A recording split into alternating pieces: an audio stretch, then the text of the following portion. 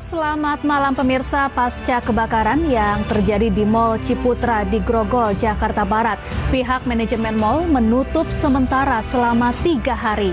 Penutupan dilakukan untuk mempermudah proses investigasi baik dari internal manajemen maupun kepolisian.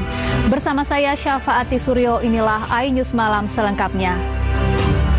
Sebuah lapak perbaikan peralatan kantor dan rumah warga di Jalan Ahmad Syam, Kota Bogor, ludes terbakar. Tidak ada korban jiwa dalam musibah kebakaran ini. Kebakaran hebat menghanguskan 11 rumah di Kota Makassar, Sulawesi Selatan. Material bangunan yang terbuat dari kayu membuat api dengan cepat berkobar. Pemirsa, seorang siswa di Kabupaten Muna, Sulawesi Tenggara terjatuh dari perahu motor yang ditumpanginya ketika perjalanan pulang dari sekolah. Korban selamat meski sempat terombang-ambing di tengah laut. Sat Narkoba Polres Pelabuhan Belawan menggerebek rumah bandar narkoba di Kota Medan, Sumatera Utara. 3 orang terduga bandar dan pengguna ditangkap beserta sejumlah barang bukti. 4 pengedar narkoba berhasil dibekuk petugas reserse narkoba Polsek Johar Baru, Jakarta Pusat di sebuah kamar hotel dan di sekitar permukiman warga. Dari tangan keempat pelaku berhasil juga diamankan barang bukti belasan paket narkoba jenis sabu. Pemirsa, 5 ekor buaya yang lepas dari penangkaran di Cianjur, Jawa Barat berhasil ditangkap.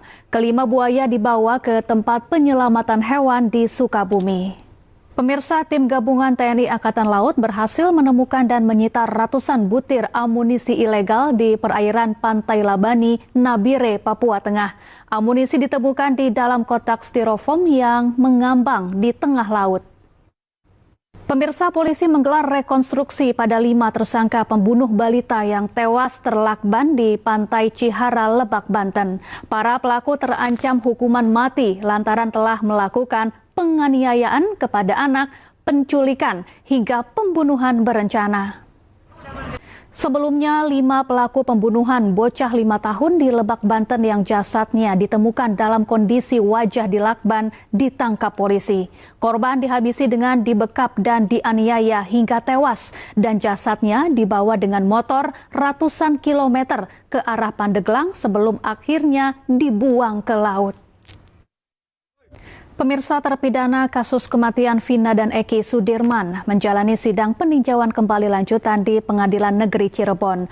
Kuasa hukum Sudirman menyebut menghadirkan saksi testimoni de auditu dan saksi ahli pidana dalam sidang final dari seluruh rangkaian permohonan PK.